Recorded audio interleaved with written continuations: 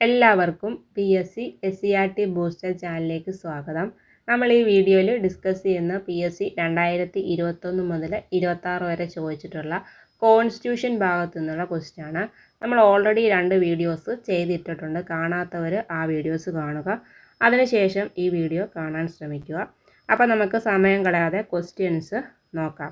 താഴെ കൊടുത്തിരിക്കുന്നവയിൽ ആരാണ് ഇന്ത്യൻ ഭരണഘടനയുടെ ഡ്രാഫ്റ്റിംഗ് കമ്മിറ്റിയിൽ ഇല്ലാതിരുന്നത് ആരാണ്? നെഹ്റുവാണ്. ജവഹർലാൽ നെഹ്റുവാണ് ഡ്രാഫ്റ്റിംഗ് കമ്മിറ്റിയിൽ അംഗം അല്ലായിരുന്നത്. അപ്പം ഡ്രാഫ്റ്റിംഗ് കമ്മിറ്റിയിലെ അംഗങ്ങളെ പഠിച്ചു വെക്കണം, ഇമ്പോർട്ടൻ്റ് ആയിരുന്നു. ഡ്രാഫ്റ്റിംഗ് കമ്മിറ്റിയുടെ ചെയർമാൻ ആരായിരുന്നു? ഡോക്ടർ BR അംബേദ്കർ ആയിരുന്നു. അതുപോലെ മറ്റ് അംഗങ്ങളുടെ പേരും പഠിച്ചു വെക്കണം. KM മുൻഷി, മുഹമ്മദ് സാദുള്ള, അല്ലാടി കൃഷ്ണസ്വാമി അയ്യർ, N ഗോപാലസ്വാമി അയ്യങ്കാർ, പിന്നെ BL മിത്തൽ, N മാധവറാവു രാജിവെച്ചതിന് ശേഷമാണ് അദ്ദേഹം വന്നത്. BL മിത്തർ. പിന്നെ DP Khaitan. TT കൃഷ്ണമാചാര്യയുടെ മരണശേഷമാണ് DP Khaitan കമ്മിറ്റിയിൽ അംഗമായത്. അപ്പോൾ അംഗങ്ങൾ ആരൊക്കെയാണ്? ചെയർമാൻ ഡോക്ടർ BR അംബേദ്കർ ആയിരുന്നു. അതുപോലെ KM Munshi, Muhammad Saadulla, Alladi Krishnaswamy Iyer, N Gopalaswamy Iyengar, BL Mittal, പിന്നെ DP ഖെയ്ത്താൻ.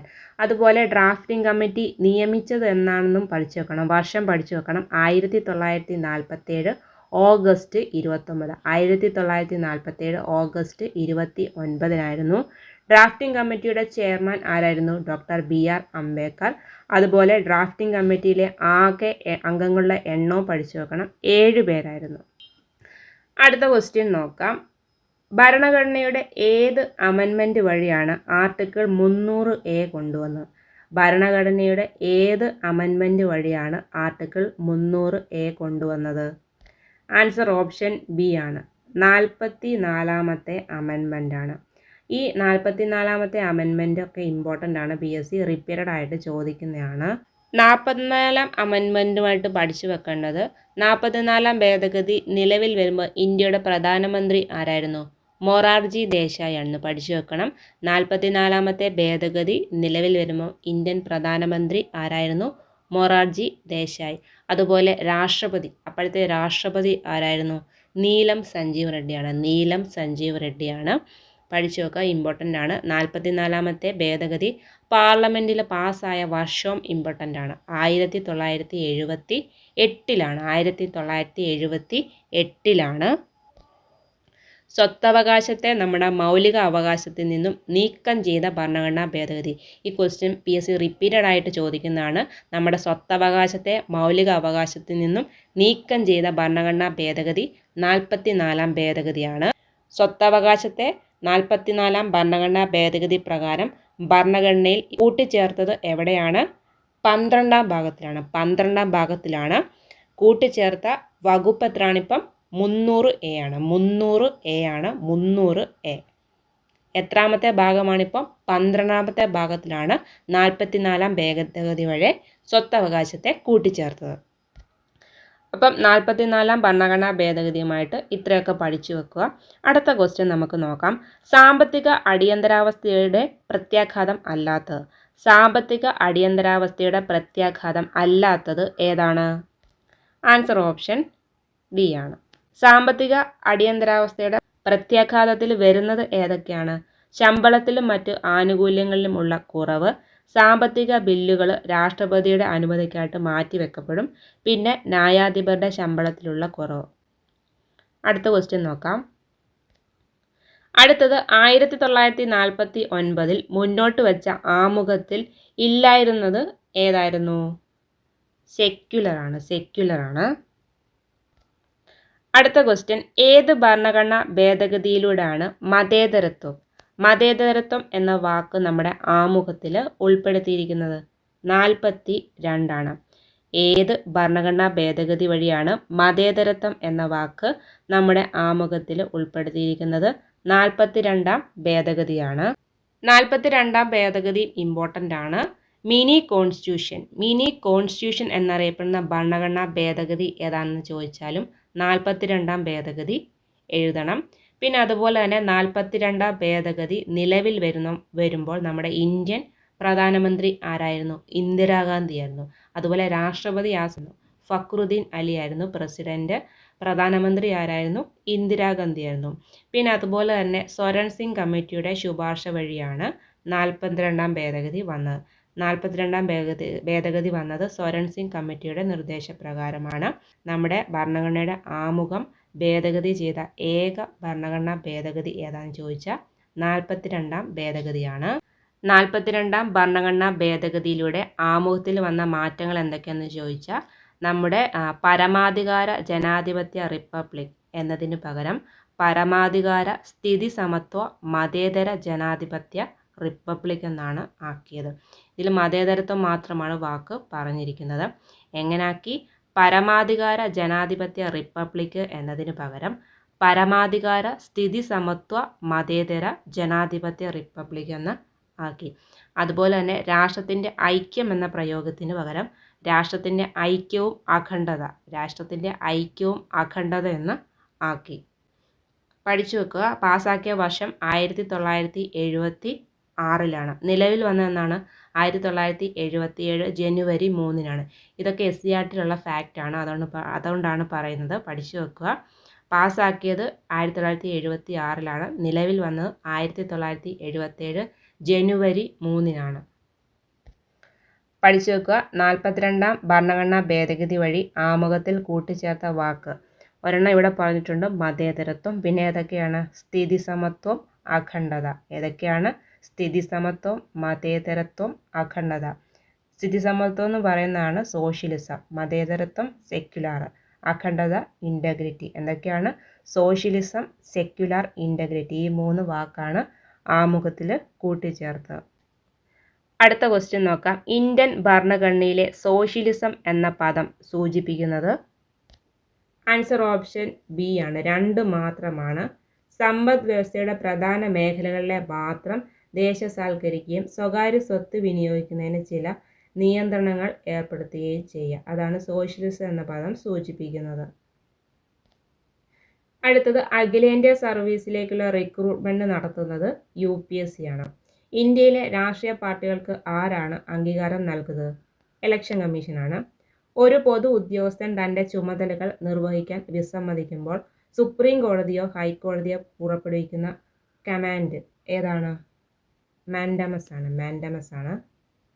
ഒരു പൊതു ഉദ്യോഗസ്ഥൻ തൻ്റെ ചുമതലകൾ നിർവഹിക്കാൻ വിസമ്മതിക്കുമ്പോൾ സുപ്രീം കോടതിയോ ഹൈക്കോടതിക്കോ പുറപ്പെടുവിക്കുന്ന റിട്ടാണ് മാൻഡാമസ്. നമ്മൾ റിട്ടൊക്കെ ഡീറ്റെയിൽ ആയിട്ട് കഴിഞ്ഞ വീഡിയോയിൽ ഡിസ്കസ് ചെയ്തതാണ്. കാണാത്തവർ ആ വീഡിയോ കാണുക. അടുത്ത ക്വസ്റ്റ്യൻ, ഇന്ത്യൻ ഭരണഘടനയിലെ ഏത് ആർട്ടിക്കിളാണ് പാർലമെന്റിനും സംസ്ഥാന നിയമസഭയ്ക്കും ഇടയിൽ നികുതി ഉൾപ്പെടെയുള്ള നിയമനിർമ്മാണ അധികാരങ്ങൾ അനുവദിക്കുന്നത്? ഏതാണ്?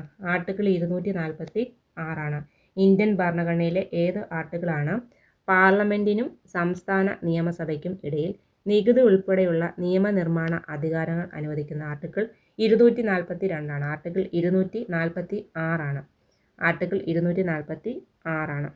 അടുത്ത്, കൂറുമാറ്റത്തിൻ്റെ പേരിൽ പാർലമെന്റിലെയും സംസ്ഥാന നിയമസഭകളിലെയും അംഗങ്ങളെ അയോഗ്യരാക്കുന്നതുമായിട്ട് ബന്ധപ്പെട്ട വ്യവസ്ഥ ഏത് ഷെഡ്യൂളിലാണ്? 10ാം ഷെഡ്യൂളിലാണ്. കൂറുമാറ്റ നിരോധനം വരുന്നത് 10ാം ഷെഡ്യൂളിലാണ്. നിയമസഭയുടെ ഇരുസഭകളും പാസാക്കിയ ബില്ലിന് മേൽ ഒരു നടപടിയും സ്വീകരിക്കേണ്ടതില്ലെന്ന് ഇന്ത്യൻ രാഷ്ട്രപതി തീരുമാനിക്കുമ്പോൾ അത് അറിയപ്പെടുന്നത് ഏത് പേരിലാണ്? Pocket veto. അടുത്ത്, താഴെ പറയുന്നവയിൽ പൗരന്മാർക്കും വിദേശികൾക്കും ലഭ്യമായ മൗലിക അവകാശം ഏതാണ്? നിയമത്തിന് മുന്നിൽ തുല്യതയും നിയമങ്ങളുടെ തുല്യ സംരക്ഷണവും. പൗരന്മാർക്കും വിദേശികൾക്കും ലഭ്യമായ മൗലിക അവകാശം ഏതാണ്? നിയമത്തിന് മുന്നിൽ തുല്യത, അതുപോലെ നിയമങ്ങളുടെ തുല്യ സംരക്ഷണം.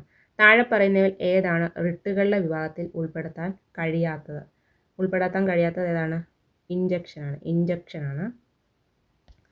അടുത്തത്, 6 മുതൽ 14 വയസ്സ് വരെയുള്ള എല്ലാ കുട്ടികൾക്കും സൗജന്യവും നിർബന്ധിതമായ വിദ്യാഭ്യാസം ഇന്ത്യൻ ഭരണഘടനയുടെ ഏത് ആർട്ടിക്കിൾ പ്രകാരമാണ് ഉറപ്പു നൽകുന്നത്?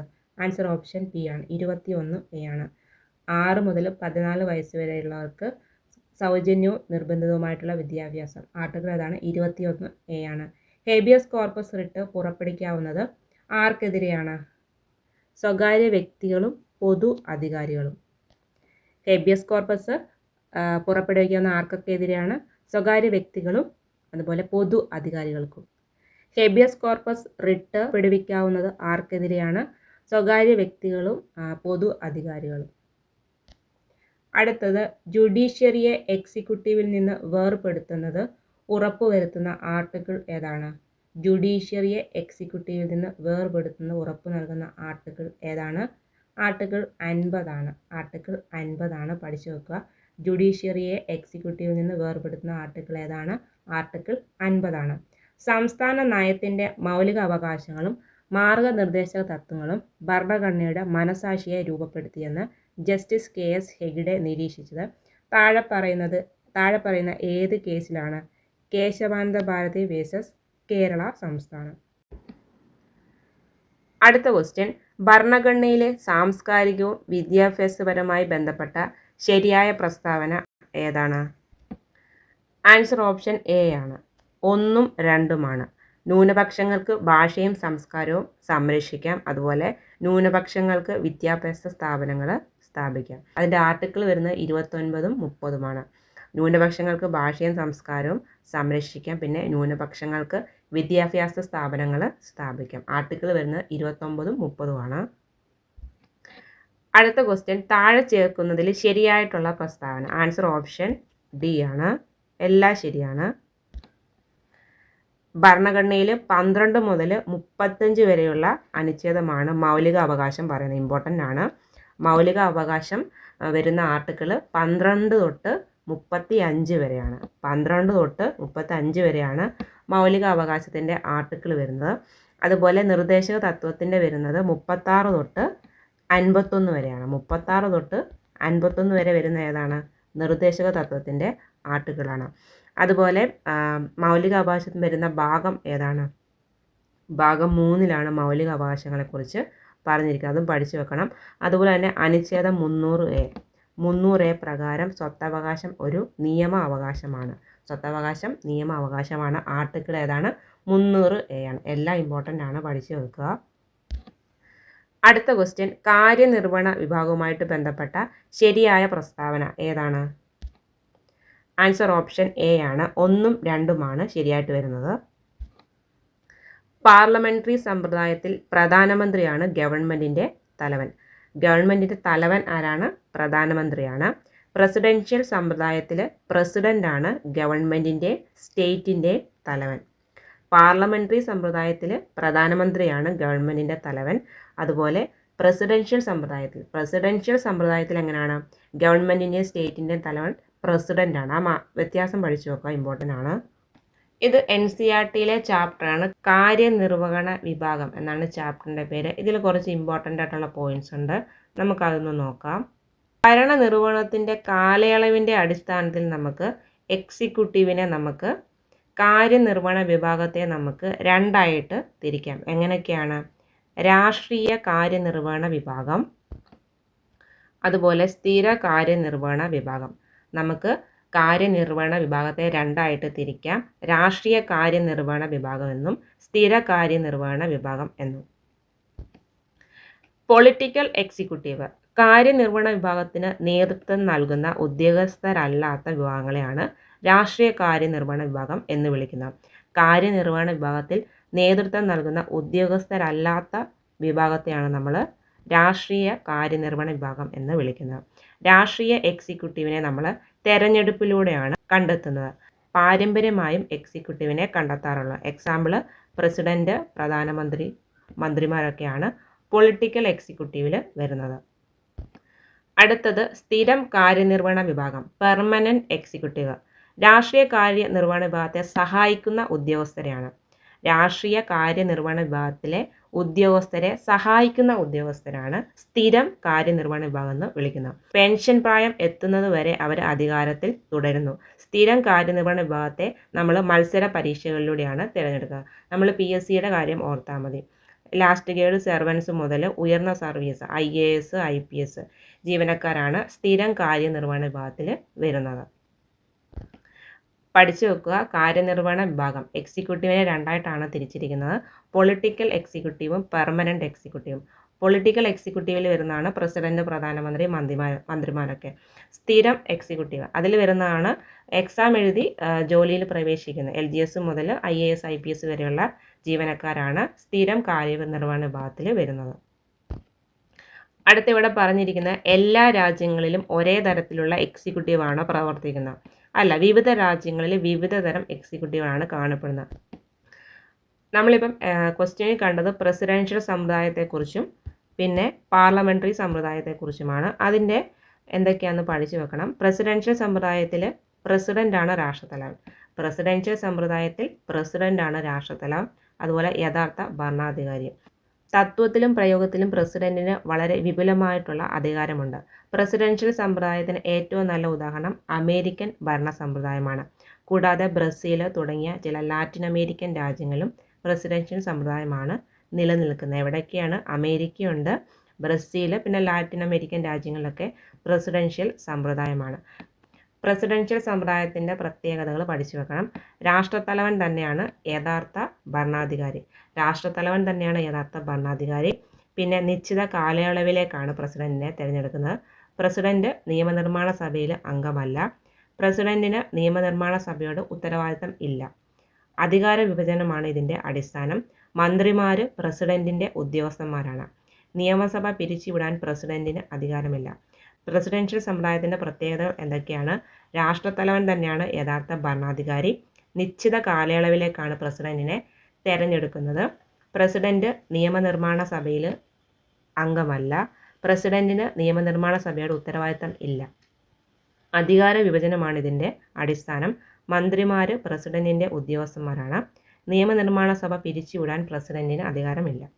അടുത്ത പാർലമെൻ്ററി സമ്പ്രദായം. പാർലമെൻറ്റ് വ്യവസ്ഥയിൽ സർക്കാരിൻ്റെ തലവൻ ആരാണ്? പ്രധാനമന്ത്രി ആയിരിക്കും. മിക്ക പാർലമെൻ്ററി വ്യവസ്ഥയിലും പ്രസിഡന്റ് അല്ലെങ്കിൽ രാജാവ് നാമമാത്രമായ രാഷ്ട്രത്തലവൻ ആയിരിക്കും. ഒരു പദവി ഔപചാരികത്വ പദവി മാത്രമായിരിക്കും. പ്രധാനമന്ത്രിയും ക്യാബിനറ്റുമാണ് യഥാർത്ഥ അധികാരം കൈകാര്യം ചെയ്യുന്നത്. പാർലമെൻ്ററി സമ്പ്രദായത്തിൽ യഥാർത്ഥ അധികാരം കൈകാര്യം ചെയ്യുന്നത് പ്രധാനമന്ത്രിയും മന്ത്രിസഭയുമാണ്. എക്സാമ്പിൾ ഇന്ത്യയുടെ കാര്യം ഓർത്താൽ മതി. India, Japan, Italy, UK, Portugal. ഇവിടെയൊക്കെ പാർലമെൻ്ററി സമ്പ്രദായമാണ്. പാർലമെൻ്ററി സമ്പ്രദായത്തിൻ്റെ പ്രത്യേകതകളും പഠിച്ചു വെക്കുക. പ്രധാനമന്ത്രിയുടെ നേതൃത്വത്തിലാണ്. കാര്യനിർവഹണ വിഭാഗവും നിയമനിർമ്മാണ വിഭാഗവും തമ്മിൽ അഭേദ്യമായിട്ടുള്ള ബന്ധമുണ്ട്. രാഷ്ട്രത്തലവൻ നാമമാത്ര ഭരണാധികാരിയായിരിക്കും. ക്യാബിനറ്റിൻ്റെ കൂട്ടുത്തരവാദിത്തം. പിന്നെ പ്രധാനമന്ത്രി ആയിരിക്കും യഥാർത്ഥ ഭരണത്തലവൻ. രണ്ടും പഠിച്ചു വെക്കുക, ഇമ്പോർട്ടൻ്റ് ആണ്. അതുപോലെ അർദ്ധ പ്രസിഡൻഷ്യൽ സമ്പ്രദായം നിലനിൽക്കുന്ന രാജ്യവും പഠിച്ചു വെക്കണം, ഇമ്പോർട്ടൻ്റ് ആണ്. എവിടെ? Russia, France, Sri Lanka. Russia, France, Sri Lanka ഇവിടെയൊക്കെ നിലനിൽക്കുന്നത് അർദ്ധ പ്രസിഡൻഷ്യൽ സമ്പ്രദായമാണ്. അതിൻ്റെയും പ്രത്യേകതകൾ പഠിച്ചു വെക്കണം. പ്രസിഡൻ്റ് ആയിരിക്കും രാഷ്ട്രത്തലവൻ. പ്രധാനമന്ത്രി ഭരണത്തലവനായിരിക്കും. പ്രസിഡന്റിനെയും പ്രധാനമന്ത്രിയെയും നേരിട്ടാണ് തിരഞ്ഞെടുക്കുന്നത്.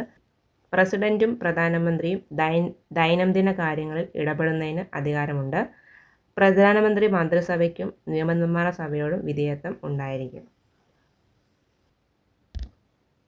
അടുത്ത ക്വസ്റ്റ്യൻ, ഇന്ത്യൻ ഉപരാഷ്ട്രപതിയുമായി ബന്ധപ്പെട്ട ശരിയായ പ്രസ്താവന. ആൻസർ ഓപ്ഷൻ D ആണ്. എല്ലാം ശരിയാണ്. ഉപരാഷ്ട്രപതി രാജ്യസഭയുടെ അധ്യക്ഷനാണ്, ഇമ്പോർട്ടൻ്റ് ആണ്. രാജ്യസഭയുടെ അധ്യക്ഷൻ ആരാണ്? ഉപരാഷ്ട്രപതിയാണ്. ഉപരാഷ്ട്രപതിയെ 5 വർഷത്തേക്കാണ് തിരഞ്ഞെടുക്കുന്നത്. 5 വർഷത്തേക്കാണ് വൈസ് പ്രസിഡന്റിനെ തിരഞ്ഞെടുക്കുന്നത്. അതുപോലെ രാജ്യസഭ ഒരു സ്ഥിരം സഭയാണ്. രാജ്യസഭ ഒരു സ്ഥിരം സഭയാണ്, ഇമ്പോർട്ടൻ്റ് ആണ്, പഠിച്ചു വെക്കുക. അടുത്തത്, ഇന്ത്യൻ ഭരണഘടനയുടെ ആമുഖത്തിൽ സമഗ്രത എന്ന വാക്ക് ചേർത്തിരിക്കുന്നത് ഏത് ഭരണഘടനാ ഭേദഗതി നിയമപ്രകാരമാണ്? 42 കേന്ദ്ര സർക്കാരും സംസ്ഥാന സർക്കാരും തമ്മിലുള്ള അധികാര വിഭജനം ഏത് ഷെഡ്യൂളാണ്? 7ാം ഷെഡ്യൂളാണ്. അടുത്തത്, ഇന്ത്യൻ ഭരണഘടനയുടെ ആർട്ടിക്കിൾ 124(2) അനുസരിച്ച് ഇന്ത്യൻ സുപ്രീം കോടതിയിലെ ജഡ്ജിമാരുടെ വിരമിക്കൽ പ്രായം 65 വയസ്സാണ്. ഇത് NCERT ടെക്സ്റ്റിലുള്ള ഫാക്റ്റാണ്. +1 പൊളിറ്റിക്കൽ സയൻസിലെ ചാപ്റ്ററാണ്. ഇതിൽ വൈസ് പ്രസിഡന്റിനെ കുറിച്ച് പറഞ്ഞിട്ടുണ്ട്, അത് പഠിച്ചു വെക്കുക, ഇമ്പോർട്ടൻ്റ് ആണ്. നമ്മുടെ ഭരണഘടനയുടെ ആർട്ടിക്കിൾ 63 പ്രകാരം ഇന്ത്യക്ക് ഒരു വൈസ് പ്രസിഡന്റ് ഉണ്ടായിരിക്കും. പാർലമെൻറ്റിൻ്റെ 2 സഭകളും ചേർന്ന ഇലക്ട്രൽ കോളേജാണ് നമ്മുടെ വൈസ് പ്രസിഡൻറ്റിനെ തിരഞ്ഞെടുക്കുന്നത് 5 വർഷ കാലയളവിലേക്കാണ് അദ്ദേഹത്തെ തിരഞ്ഞെടുക്കുന്നത്. 5 വർഷ കാലയളവിലേക്കാണ് തിരഞ്ഞെടുക്കുന്നത്. രാജ്യസഭയിലെ മൊത്തം അംഗങ്ങളിൽ ഭൂരിപക്ഷത്തിൻ്റെ പിന്തുണയോടെ അംഗീകരിച്ചാൽ പ്രമേയം ലോകസഭ കൂടി അംഗീകരിച്ചാൽ മാത്രമേ വൈസ് പ്രസിഡന്റിനെ തൽസ്ഥാനത്ത് നിന്ന് നീക്കം ചെയ്യാൻ പറ്റത്തുള്ളൂ. അപ്പം നീക്കം ചെയ്യുന്ന കാര്യം പഠിച്ചു വെക്കണം. രാജ്യസഭയിലെ മൊത്തം അംഗങ്ങളിൽ ഭൂരിപക്ഷത്തിൻ്റെ പിന്തുണയോടെ അംഗീകരിക്കപ്പെടുന്ന പ്രമേയം ലോകസഭ കൂടി അംഗീകരിച്ചാൽ മാത്രമേ വൈസ് പ്രസിഡന്റിനെ തൽസ്ഥാനത്ത് നിന്ന് നീക്കം ചെയ്തു. അതുപോലെ തന്നെ പഠിച്ചു വെക്കുക, വൈസ് പ്രസിഡന്റിനെ നീക്കം ചെയ്യാവുന്ന പ്രമേയ അവതരണത്തിന് 14 ദിവസത്തെ മുൻകൂർ നോട്ടീസ് നൽകിയിരിക്കണം. 14 ദിവസത്തെ മുൻകൂർ നോട്ടീസ് നൽകിയിരിക്കണം. ഇതൊക്കെ PSC സ്റ്റേറ്റ്മെൻ്റ് ആയിട്ട് ചോദിച്ചിട്ടുള്ളതാണ്. പ്രസിഡന്റിൻ്റെ ആർട്ടിക്കിൾ പഠിച്ചേക്കുക 63 പാർലമെൻറ്റിൻ്റെ ഇരുസഭകളും ചേർന്ന ഇലക്ടറൽ കോളേജാണ് വൈസ് പ്രസിഡന്റിനെ തിരഞ്ഞെടുക്കുന്നത്. 5 വർഷമാണ് കാലയളവ്. അതുപോലെ നീക്കം ചെയ്യുന്നത് രാജ്യസഭയിലെ മൊത്തം അംഗങ്ങളിൽ ഭൂരിപക്ഷത്തിൻ്റെ പിന്തുണയോടെ അംഗീകരിക്കപ്പെടുന്ന പ്രമേയം ലോകസഭ കൂടി അംഗീകരിച്ച് ആണ് വൈസ് പ്രസിഡന്റിനെ സ്ഥാനത്ത് നിന്ന് നീക്കം ചെയ്യുന്നത്. അതുപോലെ തന്നെ 14 ദിവസത്തെ മുൻകൂർ നോട്ടീസ് നൽകിയിരിക്കണം. അടുത്ത് വൈസ് പ്രസിഡന്റായിട്ട് തിരഞ്ഞെടുക്കപ്പെടാൻ വേണ്ട യോഗ്യത ഇമ്പോർട്ടൻ്റ് ആണ്. ഇന്ത്യൻ പൗരനായിരിക്കണം. 35 വയസ്സ് പൂർത്തിയായിരിക്കണം. രാജ്യസഭയിൽ അംഗമാകുന്നതിനുള്ള യോഗ്യത ഉണ്ടായിരിക്കണം. ഇന്ത്യയിലെ ഏതെങ്കിലും സർക്കാരിൻ്റെ കീഴിൽ പ്രതിഫലം പറ്റുന്ന ഉദ്യോഗസ്ഥനായിരിക്കാൻ പാടില്ല. ഇന്ത്യൻ പൗരനായിരിക്കണം. 35 വയസ്സ് പൂർത്തിയായിരിക്കണം. പിന്നെ വൈസ് പ്രസിഡന്റിൻ്റെ ചുമതല രാജ്യസഭയുടെ എക്സ് ഒഫീഷ്യോ ചെയർമാനാണ് വൈസ് പ്രസിഡന്റ്. വൈസ് പ്രസിഡന്റ് രാജ്യസഭയുടെ സമ്മേളനത്തിൽ അധ്യക്ഷത വഹിക്കുന്നു.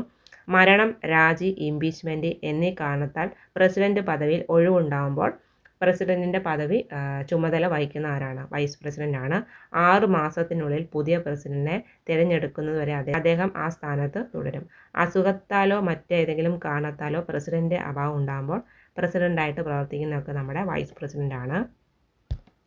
അപ്പം വൈസ് പ്രസിഡന്റിനെ കുറിച്ച് ഇത്രയെങ്കിലും പഠിച്ചു വെക്കുക. അടുത്ത ക്വസ്റ്റ്യൻ നോക്കാം. അടുത്ത ക്വസ്റ്റ്യൻ, കൂറുമാറ്റ നിരോധന നിയമവുമായിട്ട് ബന്ധപ്പെട്ട ശരിയായ പ്രസ്താവന ഏതാണ്? ആൻസർ ഓപ്ഷൻ ഡി ആണ്. എല്ലാം ശരിയാണ്. 52-ാം ഭേദഗതി കൂറുമാറ്റ നിരോധന നിയമം പരാമർശിക്കുന്നു. 52-ാമത്തെ ഭേദഗതിയാണ്. 91-ാം ഭേദഗതി പ്രകാരം കൂറുമാറ്റ നിരോധന നിയമത്തിന് ചില പരിഷ്കാരങ്ങൾ വരുത്തി. സഭാധ്യക്ഷനാണ് കൂറുമാറ്റവുമായിട്ട് ബന്ധപ്പെട്ട കേസുകളിൽ തീർപ്പ് കൽപ്പിക്കുന്നത്. അടുത്ത ക്വസ്റ്റ്യൻ, ഇന്ത്യൻ ഭരണഘടനയിൽ റിപ്പബ്ലിക് എന്ന ആശയം കടമെടുത്തിരിക്കുന്നത് ഏത് രാജ്യത്തിൻ്റെ ഭരണഘടനയിൽ നിന്നാണ്? ആൻസർ ഓപ്ഷൻ എ ആണ്. ഫ്രഞ്ച് ആണ്. സ്വാതന്ത്ര്യം, സമത്വം, സാഹോദര്യം ഇത് മൂന്നും കടമെടുത്തിരിക്കുന്നത് ഫ്രഞ്ചിൽ നിന്നാണ്. നമ്മൾ ഓൾറെഡി ഡിസ്കസ് ചെയ്തതാണ് കടമെടുത്തിരിക്കുന്ന ആശയങ്ങൾ ഏതൊക്കെ രാജ്യത്തിൽ നിന്നാണെന്ന്. കാണാത്തവർ പ്രീവിയസ് വീഡിയോസ് കാണുക. അടുത്ത ക്വസ്റ്റ്യൻ, ഭരണഘടനാ നിർമ്മാണ സഭയിൽ ലക്ഷ്യപ്രമേയം അവതരിപ്പിച്ചത് ആരാണ്? നെഹ്റു ആണ് ലക്ഷ്യപ്രമേയം അവതരിപ്പിച്ചത്. മൻഡാമസ് എന്ന റിട്ടിൻ്റെ അർത്ഥം എന്താണ്? കൽപ്പനയാണ്. അടുത്ത് മൗലിക ചുമതലയെക്കുറിച്ച് പ്രതിപാദിക്കുന്ന ആർട്ടിക്കിൾ എത്രയാണ്? 51A ആണ്. 51A ആണ്. 300A എന്താണ്? സ്വത്തവകാശമാണ്. അടുത്തത് കേന്ദ്ര എക്സിക്യൂട്ടീവിൽ പെടാത്തത് ആരാണ്? അറ്റോർണി ജനറലാണ്. സുപ്രീം കോടതി ചീഫ് ജസ്റ്റിസ് ആയിട്ടുള്ള ആദ്യത്തെ മലയാളി ആരാണ്? KG ബാലകൃഷ്ണനാണ്. അടുത്തത് തുറമുഖം ഇന്ത്യൻ ഭരണഘടനയുടെ ഏത് ലിസ്റ്റിലാണ് വരുന്നത്? യൂണിയൻ ലിസ്റ്റിലാണ് തുറമുഖം വരുന്നത്. സുപ്രീം കോടതിക്ക് അധികാരം ലഭിച്ചിരിക്കുന്നത് എവിടെ നിന്നാണ്? ഭരണഘടനയിൽ നിന്ന്. അടുത്ത ക്വസ്റ്റ്യൻ, എത്ര വയസ്സ് പൂർത്തിയായവർക്കാണ് രാജ്യസഭാ തെരഞ്ഞെടുപ്പിൽ മത്സരിക്കാൻ കഴിയുക? 30 വയസ്സാണ്. ഇന്ത്യയുടെ മാഗ്ന കാർട്ട എന്ന് വിശേഷിക്കപ്പെടുന്നത് എന്തിനെയാണ്? മൗലിക അവകാശങ്ങളിലാണ് ഇന്ത്യയുടെ മാഗ്ന കാർട്ട എന്ന് വിശേഷിപ്പിക്കുന്നത്. സാർവത്രിക പ്രായപൂർത്തി വോട്ടവകാശം പരാമർശിക്കുന്ന ഭരണഘടനാ ആർട്ടിക്കിൾ എത്രയാണ്? 326 സാർവത്രിക പ്രായപൂർത്തി വോട്ടവകാശം പരാമർശിക്കുന്ന ആർട്ടിക്കിൾ എത്രയാണ്? 326. അടുത്ത് നഗരസഭ, ഗ്രാമപഞ്ചായത്ത് തെരഞ്ഞെടുപ്പുകളിൽ മത്സരിക്കാൻ എത്ര വയസ്സ് പൂർത്തിയായിരിക്കണം? 21 വയസ്സാണ്. ഭരണഘടനാ നിർമ്മാണ സമിതിയുടെ അധ്യക്ഷൻ ആരാണ്? ഡോക്ടർ രാജേന്ദ്ര പ്രസാദാണ് ഭരണഘടനാ നിർമ്മാണ സഭയുടെ അധ്യക്ഷൻ. അടുത്ത് സ്വത്തവകാശം മൗലിക അവകാശത്തിൽ നിന്ന് നീക്കം ചെയ്തത് ഏത് ഭരണഘടനാ ഭേദഗതി വഴിയാണ്? 44-ാം ഭേദഗതി വഴിയാണ്. ഭരണഘടനയിൽ യൂണിയൻ ലിസ്റ്റിൽ പെടാത്ത വിഷയം ഏതാണ് വരുന്നത്? കൃഷിയാണ്. അടുത്തത് 42-ാം ഭേദഗതിയിലൂടെ സംസ്ഥാന ലിസ്റ്റിൽ നിന്നും കൺകറന്റ് ലിസ്റ്റിലേക്ക് മാറ്റിയ വിഷയം ഏതൊക്കെയാണ്? ആൻസർ ഓപ്ഷൻ ഡി ആണ്. 1, 2, 3. ഏതൊക്കെയാണ്? വിദ്യാഭ്യാസം, വനം, വന്യമൃഗങ്ങളുടെയും പക്ഷികളുടെയും സംരക്ഷണം. കൺകറന്റ് ലിസ്റ്റിലേക്ക് മാറ്റിയ ഏതൊക്കെയാണ്? വിദ്യാഭ്യാസം, വനം, വന്യമൃഗങ്ങളുടെയും പക്ഷികളുടെയും സംരക്ഷണം. പോലീസ് വരുന്നത് സ്റ്റേറ്റ് ലിസ്റ്റാണ്. അടുത്ത് താഴെ തന്നിരിക്കുന്ന പ്രസ്താവനകളിൽ ഇന്ത്യൻ രാഷ്ട്രപതി പ്രസിഡന്റുമായിട്ട് ബന്ധപ്പെട്ട പ്രസ്താവന ഏതൊക്കെയാണ്? ആൻസർ ഓപ്ഷൻ എ ആണ്. 1ഉം 4ഉമാണ്. ഇന്ത്യൻ മുൻ ന്യായാധിപൻ രാഷ്ട്രപതിക്ക് സത്യവാചകം ചൊല്ലിക്കൊടുക്കാറുണ്ട്. അതായത് സുപ്രീം കോടതി ചീഫ് ജസ്റ്റിസ് നമ്മുടെ രാഷ്ട്രപതിക്കാണ് സത്യവാചകം ചൊല്ലിക്കൊടുക്കുന്നത്. പിന്നെ ശരിയായിട്ട് വരുന്നത് ഏതാണ്? 4ാമത്തെ. ദ്രൗപദി മുർമു 2022 ജൂലൈ 25-ന് അധികാരത്തിൽ വന്നു. ഇത് രണ്ടുമാണ് ശരിയായിട്ട് വരുന്നത്. ഇന്ത്യൻ പ്രസിഡന്റുമായിട്ട് ബന്ധപ്പെട്ട NCERT ടെക്സ്റ്റിലെ ഫാക്ട്സ് പഠിച്ചു വെക്കണം. ഭരണഘടനയുടെ 52ാം ആർട്ടിക്കിൾ 52 വഴി ഇന്ത്യൻ പ്രസിഡന്റിൻ്റെ പദവിയെക്കുറിച്ച് പറയും. ഇന്ത്യൻ പ്രസിഡന്റിൻ്റെ പദവിയെക്കുറിച്ച് പറയുന്ന ആർട്ടിക്കിൾ 52 കേന്ദ്ര എക്സിക്യൂട്ടീവിൻ്റെ തലവനാണ് പ്രസിഡന്റ്. സൈനിക വിഭാഗങ്ങളുടെ പരമാധികാരം ആർക്കാണ്? നമ്മുടെ പ്രസിഡന്റിനാണ്. കേന്ദ്ര ഗവൺമെന്റിന്റെ എല്ലാ എക്സിക്യൂട്ടീവ് അധികാരങ്ങളും അദ്ദേഹത്തിൽ നിക്ഷിപ്തമാണ്, പ്രസിഡന്റിൽ നിക്ഷിപ്തമാണ്. പ്രസിഡന്റിനെ അദ്ദേഹത്തിന്റെ ചുമതലകളിൽ സഹായിക്കുന്നതിനും ഉപദേശിക്കുന്നതിനുമായിട്ട് പ്രധാനമന്ത്രി അധ്യക്ഷനായിട്ടുള്ള ഒരു മന്ത്രിസഭ ഉണ്ടായിരിക്കും.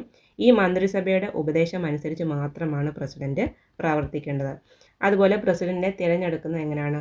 ആനുപാതിക പ്രാതിനിധ്യ വ്യവസ്ഥയിലൂടെയാണ് നമ്മുടെ പ്രസിഡന്റിനെ തിരഞ്ഞെടുക്കുന്നത്.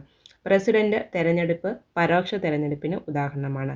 പ്രസിഡന്റിനെ തിരഞ്ഞെടുക്കുന്ന സമിതിയാണ് ഇലക്ടറൽ കോളേജ്. ഇതിൽ പാർലമെന്റിലെ തിരഞ്ഞെടുക്കപ്പെട്ട അംഗങ്ങൾ, ഇലക്ടറൽ കോളേജിൽ വരുന്ന ഏതൊക്കെയാണ്? പാർലമെന്റിലെ തിരഞ്ഞെടുക്കപ്പെട്ട അംഗങ്ങൾ, പിന്നെ സംസ്ഥാന നിയമസഭകളിലെ തിരഞ്ഞെടുക്കപ്പെട്ട അംഗങ്ങൾ, ഡൽഹിയിലെയും പോണ്ടിച്ചേരിയിലെയും തിരഞ്ഞെടുക്കപ്പെട്ട അംഗങ്ങൾ ഉൾപ്പെടുന്നു. 5 വർഷ കാലാവധിയാണ് പ്രസിഡന്റിന്. പ്രസിഡന്റ് സ്ഥാനം ഒഴിവുണ്ടായാൽ 6 മാസത്തിനുള്ളിൽ പുതിയ പ്രസിഡന്റിനെ തിരഞ്ഞെടുക്കണം. പ്രസിഡന്റിന്റെ സ്ഥാനം ഒഴിവുണ്ടായാൽ 6 മാസത്തിനുള്ളിൽ പുതിയ പ്രസിഡന്റിനെ അപ്പോയിന്റ് ചെയ്യണം. അതുവരെ വൈസ് പ്രസിഡന്റ് ആണ് പ്രസിഡന്റിന്റെ ചുമതല വഹിക്കുന്നത്. പിന്നെ പ്രസിഡന്റിനായിട്ട് തിരഞ്ഞെടുക്കപ്പെടാൻ വേണ്ട യോഗ്യതയും ഇമ്പോർട്ടൻ്റ് ആണ്. ഇന്ത്യൻ പൗരൻ ആയിരിക്കണം, 35 വയസ്സ് പൂർത്തിയായിരിക്കണം. അതുപോലെ ലോകസഭയിലേക്ക് തിരഞ്ഞെടുക്കപ്പെടുന്നതിനുള്ള യോഗ്യത ഉണ്ടായിരിക്കണം. ഇന്ത്യയിലെ ഏതെങ്കിലും സർക്കാരിൻ്റെ കീഴിൽ പ്രതിഫലം പറ്റുന്ന ഉദ്യോഗസ്ഥനാകാൻ പാടില്ല. പിന്നെ പ്രസിഡന്റിനെ നീക്കം ചെയ്യുന്ന ഇംപീച്ച്മെന്റ് വഴിയാണ്. പ്രസിഡന്റിനെ അദ്ദേഹത്തിൻ്റെ പദവിയിൽ നിന്ന് നീക്കം ചെയ്യുന്ന പ്രക്രിയയ്ക്കാണ് നമ്മൾ ഇംപീച്ച്മെന്റ് എന്ന് പറയുന്നത്. ഭരണഘടനാ ലംഘനത്തിന് മാത്രമാണ് പ്രസിഡന്റിനെ ഇംപീച്ച്മെന്റ് നടപടികളിലൂടെ നീക്കം ചെയ്യാൻ വ്യവസ്ഥയുള്ളൂ. ഭരണഘടനാ ലംഘനം ചെയ്താൽ മാത്രമേ അദ്ദേഹത്തെ ഇംപീച്ച്മെന്റ് നടപടിയിലേക്ക് കൂടി നീക്കം ചെയ്യാൻ നമുക്ക് പറ്റൂ. ഭരണഘടനാ ലംഘനം സംബന്ധിച്ച ആരോപണം പാർലമെന്റിലെ ഏതെങ്കിലും സഭയിൽ ഉന്നയിക്കാം. സഭയിലെ മൊത്തം അംഗങ്ങളിലെ 1/4 1/4 അംഗങ്ങൾ ഒപ്പിട്ട പ്രമേയം 14 ദിവസത്തെ നോട്ടീസോടുകൂടി നമ്മുടെ സഭയിൽ സമർപ്പിക്കണം. ഈ പ്രമേയം സഭയുടെ മൊത്തം അംഗങ്ങളിലെ 3/2 2/3 ഭൂരിപക്ഷത്തോടെ പാസ്സാക്കിയിരിക്കണം. പാർലമെന്റിലെ ഏതെങ്കിലും സഭയിൽ പ്രസിഡന്റിനെതിരെയുള്ള കുറ്റാരോപണം അംഗീകരിക്കുകയാണെങ്കിൽ അതിനെക്കുറിച്ച് ഇതര സഭ അന്വേഷണം നടത്തണം. അന്വേഷണത്തിൻ്റെ അവസാനത്തിൽ അന്വേഷണം നടത്തിയ സഭ ആകെ സംഖ്യയുടെ 3/2 ഭൂരിപക്ഷത്തോടെ ആരോപണം ശരിവെക്കുകയാണെങ്കിൽ പ്രസിഡന്റ് കുറ്റം ചെയ്തതായിട്ട് കണക്കാക്കി അദ്ദേഹത്തെ പദവിയിൽ നിന്ന് നീക്കം ചെയ്യാം.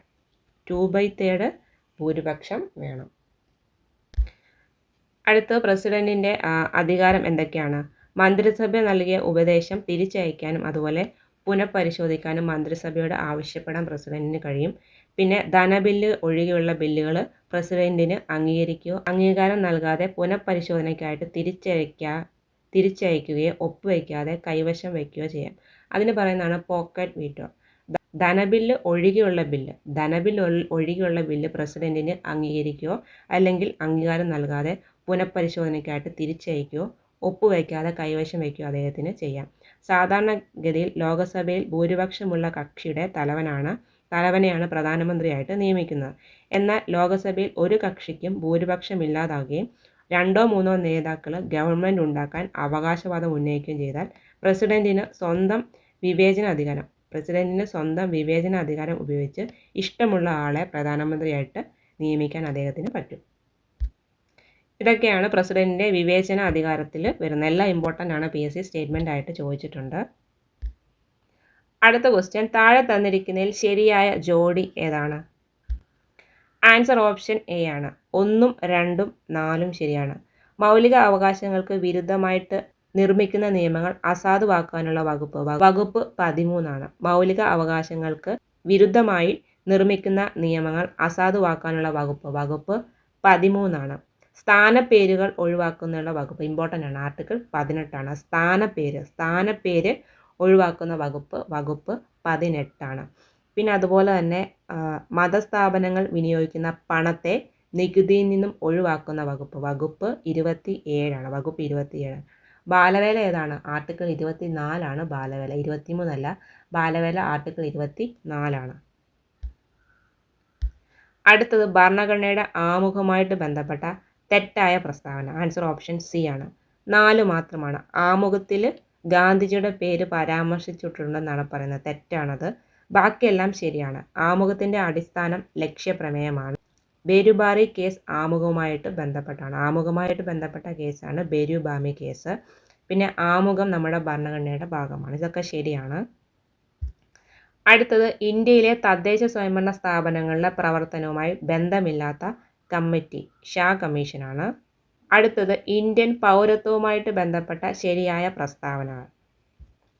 ആൻസർ ഓപ്ഷൻ ഡി ആണ്. 1 മാത്രമാണ് ശരിയായിട്ട് വരുന്നത്. പൗരത്വ നിയമനിർമ്മാണം പാർലമെൻറ്റിൻ്റെ അധികാരത്തിൽ വരുന്നതാണ്. പൗരത്വമായിട്ട് ബന്ധപ്പെട്ട് NCERT ടെക്സ്റ്റിൽ കുറച്ച് ഇമ്പോർട്ടൻ്റ് ആയിട്ടുള്ള പോയിന്റ്സ് ഉണ്ട്. ഭാഗം വരുന്നത് 2 ആണ്. പൗരത്വത്തിൻ്റെ ഭാഗം വരുന്നത് 2-ലാണ്. അതുപോലെ ആർട്ടിക്കിൾ 5-നും 11, 5 to 11 ആണ്. പഠിച്ചു വെക്കണം, ഇമ്പോർട്ടൻ്റ് ആണ്. ഭാഗം 2 ആർട്ടിക്കിൾ 5 തൊട്ട് 11 വരെയാണ്. 1955 ഇന്ത്യൻ പാർലമെൻറ്റ് സിറ്റിസൺഷിപ്പ് ആക്ട് പാസ്സാക്കി. 1955 പിന്നെ ഇനി പഠിക്കേണ്ടത് ഇന്ത്യൻ ഭരണഘടന അംഗീകരിച്ചിട്ടുള്ള ഏക പൗരത്വമാണ് അംഗീകരിച്ചിട്ടുള്ളത്. അതുപോലെ ഇന്ത്യൻ പൗരത്വം ആർജിക്കുന്നതിനുള്ള മാർഗം 5 രീതിയിലാണ്. ഇമ്പോർട്ടൻ്റ് ആണ്. PSC ചോദിക്കുന്നതാണ്. ആദ്യത്തേത് ജന്മസിദ്ധമായ പൗരത്വം, ജന്മനാ ലഭിക്കുന്നത്. പിന്നെ പിന്തുടർച്ച വഴിയുള്ള പൗരത്വം, രജിസ്ട്രേഷൻ വഴിയുള്ള പൗരത്വം, ചിരകാലാധിവാസം മുഖേനയുള്ള പൗരത്വം, പിന്നെ പ്രദേശ സംയോജനം മൂലമുള്ള പൗരത്വം. എങ്ങനെയൊക്കെയാണ്? 5 രീതിയിലാണ്. ജന്മസിദ്ധമായ പൗരത്വം, പിന്തുടർച്ച വഴിയുള്ള പൗരത്വം, രജിസ്ട്രേഷൻ വഴിയുള്ള പൗരത്വം, ചിരകാലാധിവാസം മുഖേനയുള്ള പൗരത്വം, പിന്നെ പ്രദേശ സംയോജനം മൂലമുള്ള പൗരത്വം. പിന്നെ പഠിച്ചു വെക്കുന്നത് ഇന്ത്യൻ പൗരന് തൻ്റെ പൗരത്വം നഷ്ടപ്പെടുന്ന പ്രധാനമായിട്ടും 3 സാഹചര്യങ്ങളാണ്. എങ്ങനെയൊക്കെയാണ്? PSC ചോദിക്കാറുള്ളതാണ്. സ്വയം വേണ്ടെന്ന് വെക്കുക, ഒന്നുകിൽ സ്വയം വേണ്ടെന്ന് വെക്കുക, പിന്നെ പൗരത്വം നിർത്തൽ ടെർമിനേഷൻ, പിന്നെ മറ്റ് രാജ്യത്തെ പൗരത്വം സ്വീകരിക്കുക വഴി നഷ്ടപ്പെടും. എങ്ങനെയൊക്കെയാണ്? സ്വയം വേണ്ടെന്ന് വെക്കുക, പിന്നെ പൗരത്വം നിർത്തലാക്കൽ, മറ്റൊരു രാജ്യത്തെ പൗരത്വം സ്വീകരിക്കുക.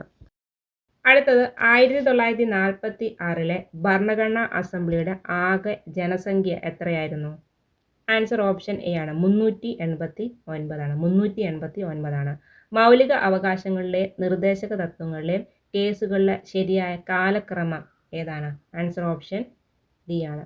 ആദ്യം വരുന്നത് ചമ്പകം ദൊരൈരാജൻ വേഴ്സസ് സ്റ്റേറ്റ് ഓഫ് മദ്രാസ്, അതിനുശേഷം വരുന്ന Golaknath versus state of Punjab, പിന്നെ വരുന്നതാണ് കേശവാനന്ദ ഭാരതി വേഴ്സസ് കേരള സംസ്ഥാനം, ഏറ്റവും ലാസ്റ്റ് വരുന്ന Minerva Mills Limited versus India government. അടുത്തത്, പഞ്ചായത്ത് രാജിനെ കുറിച്ചുള്ള താഴെ പറയുന്ന പ്രസ്താവനകൾ പരിഗണിക്കുക. അതിൽ തെറ്റായിട്ടുള്ളത് ഏതാണ്? ആൻസർ ഓപ്ഷൻ ബി ആണ്. ശരിയായിട്ട് വരുന്നത്, പഞ്ചായത്ത് രാജ് സമ്പ്രദായ പ്രകാരം 1/3 സീറ്റുകൾ എല്ലാ തലങ്ങളിലും സ്ത്രീകൾക്കായിട്ട് സംവരണം ചെയ്തിട്ടുണ്ട്. ഗ്രാമസഭയുടെ മേൽനോട്ടത്തിലാണ് ഗ്രാമപഞ്ചായത്ത് പ്രവർത്തിക്കുന്നത്. ഇന്ത്യയിൽ ആദ്യമായിട്ട് പഞ്ചായത്ത് രാജ് സംവിധാനം നടപ്പിലാക്കിയ സംസ്ഥാനം രാജസ്ഥാനാണ്. ബാഹ്യ ആക്രമണങ്ങളിൽ നിന്നും ആഭ്യന്തര അസ്വസ്ഥതകളിൽ നിന്നും എല്ലാ സംസ്ഥാനങ്ങളെയും സംരക്ഷിക്കുക എന്നത് യൂണിയൻ്റെ കടമയാണ്. ഇത് ഏത് ആർട്ടിക്കിളിലാണ് വരുന്നത്? ആർട്ടിക്കിൾ 355 വരുന്നത്. അടുത്തത്, ചെറു ഭരണഘടന എന്നറിയപ്പെടുന്ന ഭേദഗതി ഏതാണ്? 42 ആണ്. പഞ്ചായത്ത് രാജിന് ഭരണഘടന അംഗീകാരം നൽകാൻ ശുപാർശ ചെയ്ത കമ്മിറ്റി ഏതാണ്? PK തുങ്കൻ കമ്മിറ്റിയാണ്. ഭരണഘടനാ നിർമ്മാണ സഭയുമായി ബന്ധപ്പെട്ട ശരിയായ പ്രസ്താവന ഏതൊക്കെയാണ്? ആൻസർ ഓപ്ഷൻ എ ആണ്. 1ഉം 2ഉമാണ്. ക്യാബിനറ്റ് മിഷന്റെ ശുപാർശ പ്രകാരം സ്ഥാപിക്കപ്പെട്ടു. ലക്ഷ്യപ്രമേയം അവതരിപ്പിച്ചത് നെഹ്റുവാണ്. അടുത്തത് സെൻസസ്. കനേഷ്യമാർ ഏതിലാണ് ഉൾപ്പെടുന്നത്? യൂണിയൻ ലിസ്റ്റിലാണ്. ഹേബിയസ് കോർപ്പസ് റിട്ട് ആദ്യമായിട്ട് എഴുതപ്പെട്ടത് എവിടെയാണ്? Magna Carta. അടുത്തത് കരുതൽ തടങ്കലിനെ കുറിച്ച് പ്രതിപാദിക്കുന്ന വകുപ്പ് ഏതാണ്? 22ആണ്. അടുത്തത് മൗലിക കർത്തവ്യങ്ങളുമായിട്ട് ബന്ധപ്പെട്ട് ചുവടെ ചേർക്കുന്ന പ്രസ്താവനകളിൽ ശരി ഏതാണ്? മൗലിക കർത്തവ്യങ്ങൾ ഭരണഘടനയിലെ ഭാഗം എന്താണ്? 4A ആണ്. 51A ആർട്ടിക്കിൾ വരുന്നത്. 86 ഭേദഗതി മൗലിക കർത്തവ്യങ്ങളുമായിട്ട് ബന്ധപ്പെട്ടാണ്. 11 മൗലിക കർത്തവ്യങ്ങളുണ്ട്. 11 മൗലിക കർത്തവ്യങ്ങളാണ് ഉള്ളത്. അടുത്തത് ഇന്ത്യൻ ഭരണഘടന കടമെടുത്ത ആശയങ്ങളുമായി ബന്ധപ്പെട്ട ശരിയായ പ്രസ്താവന. ആൻസർ ഓപ്ഷൻ സി ആണ്. 1ഉം 3ഉമാണ്.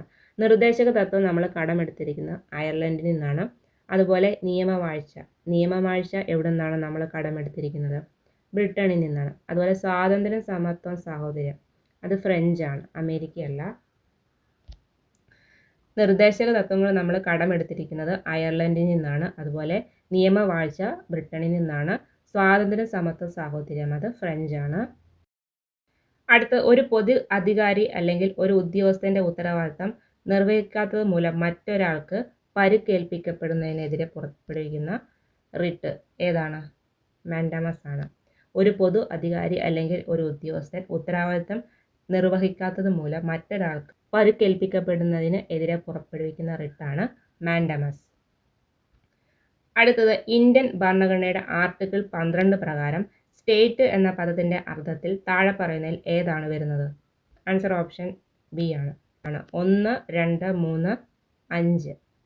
ഇന്ത്യൻ ഭരണഘടനയുടെ ആർട്ടിക്കിൾ 12 പ്രകാരം സ്റ്റേറ്റ് എന്ന പദത്തിന്റെ അർത്ഥത്തിൽ വരുന്നത് ഇന്ത്യൻ സർക്കാരും പാർലമെന്റും സംസ്ഥാന സർക്കാരും നിയമസഭയും, പിന്നെ ഇന്ത്യൻ സർക്കാരിന്റെ നിയന്ത്രണത്തിനുള്ള എല്ലാ പ്രാദേശിക അധികാരികളും, പൊതു കോർപ്പറേഷൻ ഉൾപ്പെടെ എല്ലാ പൊതു അധികാരികളും, പിന്നെ തെരഞ്ഞെടുക്കപ്പെട്ട പ്രതിനിധികളും ഉദ്യോഗസ്ഥരും ഇവരൊക്കെയാണ് വരുന്നത്. അടുത്ത 2016 ഭരണഘടനയുടെ 101 ഭരണഘടനാ ഭേദഗതി നിയമം എന്താണ്? ആൻസർ ഓപ്ഷൻ സി ആണ്. ചരക്ക് സേവന നികുതി ബില്ലാണ് 101. അടുത്തത് ഇന്ത്യയിലെ നിയുക്ത ശ്രേഷ്ഠ ഭാഷകളുടെ ശരിയായ ലിസ്റ്റ് ഏതാണ്? ആൻസർ ഓപ്ഷൻ എ ആണ്. തമിഴ്, സംസ്കൃതം, തെലുങ്ക്, കന്നഡ, മലയാളം, ഒറിയ. അടുത്തത് മന്ത്രിസഭയുടെ പ്രവർത്തനങ്ങൾ നമുക്ക് എങ്ങനെ സംഗ്രഹിക്കാം? ആൻസർ ഓപ്ഷൻ ബി ആണ്. 1, 2, 3. പാർലമെന്റിൽ സമർപ്പിക്കേണ്ട നയത്തിന്റെ അന്തിമ നിർണയം, പിന്നെ പാർലമെന്റ് നിർദ്ദേശിച്ച നയത്തിന് അനുസൃതമായിട്ട് ദേശീയ എക്സിക്യൂട്ടീവിന്റെ പരമോന്നത നിയന്ത്രണം, പിന്നെ ഏതാണ് വരുന്നത്? നിരവധി വകുപ്പുകളിലെ താൽപ്പര്യങ്ങളുടെ തുടർച്ചയായ ഏകോപനവും പരിമിതികളും. മന്ത്രിസഭയുടെ പ്രവർത്തനങ്ങളാണ് ഇതൊക്കെ. അടുത്തത് താഴെ പറയുന്നവയിൽ ഏതാണ് 42 ഭേദഗതിയിലൂടെ ഇന്ത്യൻ ഭരണഘടനയുടെ ആമുഖത്തിൽ ചേർത്തത്? സോഷ്യലിസ്റ്റ് ആണ്. താഴെ പറയുന്നവയിൽ ആരാണ് ഭരണഘടനാ ഡ്രാഫ്റ്റിംഗ് കമ്മിറ്റിയിൽ അംഗം അല്ലാത്തത്? നെഹ്റുവാണ്. ഭരണഘടനാ ഭേദഗതിയുമായി ബന്ധപ്പെട്ട ആർട്ടിക്കിൾ 368. ഭരണഘടനാ ഭേദഗതിയുടെ ആർട്ടിക്കിൾ ഏതാണ്? 368ആണ്. ഇത് എങ്ങനെയാണ് ഭേദഗതി ചെയ്യുന്ന രീതി?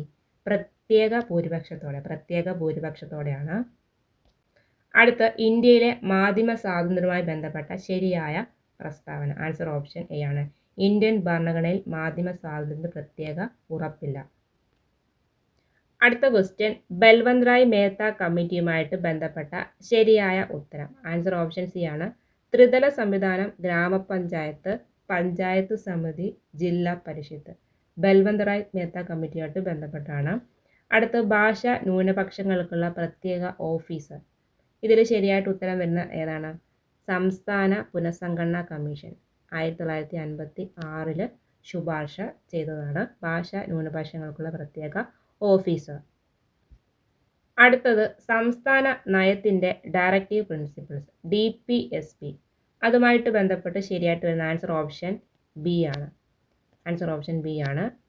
ഗാന്ധിയൻ തത്വങ്ങളുടെ പ്രതിഫലനമാണ്. പിന്നെ സർക്കാരിൻ്റെ പ്രകടനം അളക്കാനുള്ള അളവുകോലാണ്. നമ്മൾ DPSP കടമെടുത്തിരിക്കുന്നത് എവിടെ നിന്നാണ്?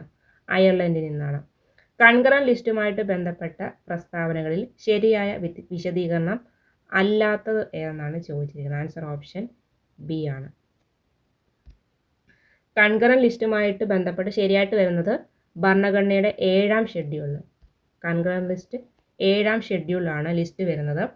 പിന്നെ ഈ വിതരണ പദ്ധതി 1935 ഗവൺമെൻറ് ഓഫ് ഇന്ത്യ ആക്ടിനെ അടിസ്ഥാനമാക്കിയുള്ളതാണ്. പിന്നെ എൻട്രി 28 ജനസംഖ്യാ നിയന്ത്രണം കുടുംബാസൂത്രണം 1976 കൺകറന്റ് ലിസ്റ്റിൽ പുതുതായിട്ട് ഉൾപ്പെടുത്തിയ വിഷയമായിരുന്നു. അടുത്ത ക്വസ്റ്റ്യൻ, അപ്പീലിന് പ്രത്യേക അനുമതി നൽകാനുള്ള സുപ്രീം കോടതിയുടെ അധികാരം താഴെ പറയുന്നതിൽ ഏത് ആർട്ടിക്കിളാണ്? ആർട്ടിക്കിൾ 136 അപ്പീലിന് പ്രത്യേക അനുമതി നൽകാനുള്ള സുപ്രീം കോടതിയുടെ അധികാരം ഏത് ആർട്ടിക്കിളാണ്? ആർട്ടിക്കിൾ 136. അടുത്തത്, റീപ്രഗ്നൻസി എന്ന സിദ്ധാന്തം എന്തുമായിട്ടാണ് ബന്ധപ്പെട്ടിരിക്കുന്നത്? സംസ്ഥാന നിയമവും കേന്ദ്ര നിയമവും തമ്മിലുള്ള പൊരുത്തക്കേടുമായിട്ട് ബന്ധപ്പെട്ടാണ് റീപ്രഗ്നൻസി. താഴെ പറയുന്ന പ്രസ്താവനകളിൽ ശരിയായ ഉത്തരം കണ്ടെത്താനാണ് പറഞ്ഞിരിക്കുന്നത്. ഇതിൽ ശരിയായിട്ട് വരുന്നത് ഓപ്ഷൻ സി ആണ്. എയും ഡിയുമാണ് ശരിയായിട്ട് വരുന്നത്. നിയമനിർമ്മാണത്തിൻ്റെ ഉദ്ദേശത്തിനായിട്ട് ഒരൊറ്റ വ്യക്തിയെ നമുക്കൊരു ക്ലാസ് ആയിട്ട് കാണാം. അതുപോലെ 42ാം ഭേദഗതിയിലൂടെ തുല്യനീതിയും സൗജന്യ നിയമസഹായവും നമ്മുടെ ഭരണഘടനയുടെ 4ാം ഭാഗത്ത് ഉൾപ്പെടുത്തി. എന്തൊക്കെയാണ് ശരിയായിട്ട് വരുന്നത്? നിയമനിർമ്മാണത്തിൻ്റെ ഉദ്ദേശത്തിനായി ഒരൊറ്റ വ്യക്തിയെ ഒരു ക്ലാസ് ആയിട്ട് കണക്കാക്കാം. അതുപോലെ 42ാം ഭേദഗതിയിലൂടെ തുല്യനീതിയും സൗജന്യ നിയമസഹായവും ഭരണഘടനയുടെ 4ാം ഭാഗത്ത് ഉൾപ്പെടുത്തി. ഇത് രണ്ടുമാണ് ശരിയായിട്ട് വരുന്നത്. അടുത്ത ക്വസ്റ്റ്യൻ, താഴെ പറയുന്നതിൽ എ മുതൽ ഡി വരെയുള്ള പ്രസ്താവനകൾ അതിൽ നിന്നും ശരിയായിട്ട് വരുന്ന ഓപ്ഷൻ ഏതാണ്? ബി ആണ്. ഓപ്ഷൻ ബി ആണ്. CBD ഇത് മൂന്നുമാണ് ശരിയായിട്ട് വരുന്നത്. ഓപ്ഷൻ സി എന്ന് പറയുന്നത് 101ാം ഭരണഘടനാ ഭേദഗതി അതിൻ്റെ ആർട്ടിക്കിൾ 246A ആണ്. പിന്നെ തദ്ദേശ സ്വയംഭരണത്തിൻ്റെ വരുന്നത് 73ാം ഭരണഘടനാ ഭേദഗതിയാണ്. പിന്നെ ശരിയായിട്ട് വരുന്നത് നമ്മുടെ ഭരണഘടനയുടെ 8ാം ഷെഡ്യൂളിലാണ് ഭാഷകളെക്കുറിച്ച്. കൂറുമാറ്റ നിരോധനം വരുന്ന ഏത് ഭേദഗതിയാണ്? 52ആണ്. 53 അല്ല, 52ആണ്. അടുത്ത്, നിയമവിരുദ്ധ തടങ്കലിൽ നിന്ന് ഒരു പൗരനെ സംരക്ഷിക്കാൻ ലഭ്യമായ ഭരണഘടനാപരമായ പ്രതിവിധി എന്താണ്? ഹെബിയസ് കോർപ്പസ് ആണ്. നിയമവിരുദ്ധ തടങ്കലിൽ നിന്ന് ഒരു പൗരനെ സംരക്ഷിക്കാനുള്ള റിട്ടാണ് ഹെബിയസ് കോർപ്പസ്. താഴെ പറയുന്നവയിൽ ഏതൊക്കെ നിർദ്ദേശക തത്വങ്ങളെയാണ് സ്വഭാവത്തിൽ സോഷ്യലിസ്റ്റ് എന്ന് വിശേഷിപ്പിക്കാൻ കഴിയുക? ആൻസർ ഓപ്ഷൻ എ ആണ്. 1ഉം 3ഉം മാത്രമാണ്. തുല്യ ജോലിക്ക് തുല്യ വേതനം, പിന്നെ മതിയായ എല്ലാ ഉപജീവന മാർഗങ്ങളും ലഭ്യമാക്കുക. അടുത്ത, സഹകരണ സംഘങ്ങളുടെ സ്വമേധയാ രൂപീകരണം, സ്വയംഭരണ പ്രവർത്തനം, ജനാധിപത്യ നിയന്ത്രണം, പ്രൊഫഷണൽ മാനേജ്മെന്റ് എന്നിവ പ്രോത്സാഹിപ്പിക്കുന്നതിന് പാർലമെന്റ് പാസാക്കിയ ഭരണഘടനാ ഭേദഗതി നിയമം ഏതാണ്? ആൻസർ ഓപ്ഷൻ ഡി ആണ്. 97ാം ഭേദഗതി നിയമം 2011. 97ാം ഭേദഗതിയാണ് 2011. അടുത്തത്, ഇന്ത്യയുടെ 122ാം ഭരണഘടനാ ഭേദഗതി ബില്ല് 122 താഴെ പറയുന്നവയിൽ ഏതിൻ്റെ അവതരണവുമായിട്ട് ബന്ധപ്പെട്ടതാണ്? GSTയുടെയാണ്. അടുത്തത്, താഴെ പറയുന്നവയിൽ ഏത് അവകാശം ഇന്ത്യൻ പൗരന്മാർക്ക് മാത്രം അവകാശപ്പെട്ടതും ഇന്ത്യയുടെ പ്രദേശത്തുള്ള വിദേശികൾക്ക് അവകാശപ്പെടാൻ കഴിയാത്തതുമാണ്? ഏതാണ്? സി ആണ്. 1ഉം 3ഉമാണ്. അഭിപ്രായ സ്വാതന്ത്ര്യവും അഭിപ്രായ പ്രകടനം, പിന്നെ ആയുധങ്ങളില്ലാതെ സമാധാനപരമായി ഒത്തുകൂടാനുള്ള സ്വാതന്ത്ര്യം. ഇതൊന്നും വിദേശികൾക്ക് അവകാശം ഇല്ല. വിദേശികൾക്കും കൂടെ വരുന്ന ഏതാണ്? നിയമത്തിന് മുന്നിലുള്ള സമത്വവും സംരക്ഷണവുമാണ്. അടുത്തത്, താഴെ പറയുന്നവയിൽ ഏതാണ് മിനി ഭരണഘടനയുടെ ഭാഗം അല്ലാത്തത്? ഓപ്ഷൻ ബി ആണ്. ഏതൊക്കെയാണ് മിനി ഭരണഘടനയുടെ ഭാഗത്തിൽ വരുന്നത്?